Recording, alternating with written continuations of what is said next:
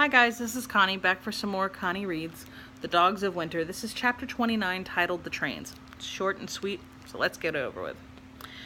And so in this way, for the rest of that long winter, the trains became our home. And because the trains were our home, so the city was our home. The trains were warm and the trains were mostly safe.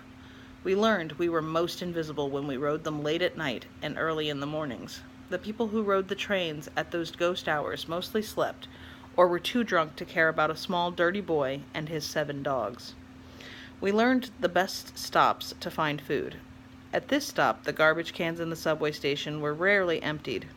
At that stop, a butcher put out meat scraps and bones in the alley for the dogs. A kind grocer at a stop on the west side of the city saved old bread and expired tins of fish for me. And once a month, in the tumble-down buildings near the railroad tracks, the Christian ladies came with food and clothes, and sometimes doctors. Homeless children crept and ran and swaggered from every direction for a bowl of Pasha or ch29, made with only cabbage and a thin broth and hunks of bread. The Christian ladies set up the empty peasant market. Peasant market. Come, children, they would call, and come they did. They pushed and shoved and elbowed their way to the pots of porridge and soup and the loaves of bread. The dogs and I watched. When the crowd thinned and the children were busy eating, I took my turn. I held out a bowl and said, "Please," and when I returned my bowl, I said, "Thank you." The Christian lady would smile and take my bowl. "What a good boy you are, so polite." I smiled. "What's your name?" the Christian lady would ask. And always I would reply, "My name is Dog Boy." One time as I sat with the dogs atop a heap of concrete and bricks eating a piece of bread, I thought I spotted the dark hair and the loose legs of Pasha.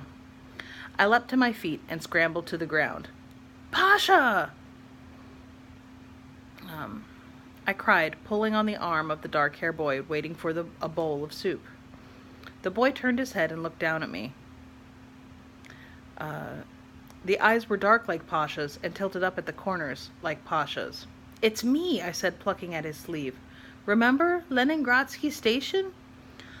But although the eyes may have been Pasha's, what lived behind them was not, because the place behind the eyes was dead. Behind the eyes lived only a ghost. My first winter with the pack passed in this way. The trains rocked me to sleep, and the trains showed me the world. And always, the dogs loved and protected me. I no longer looked for a red coat. I knew I would never see her again. Now, when I read the stories from the few torn pages of my book of fairy tales, I heard only my voice, the voice of Sobakanak. Not the sound of my mother's voice.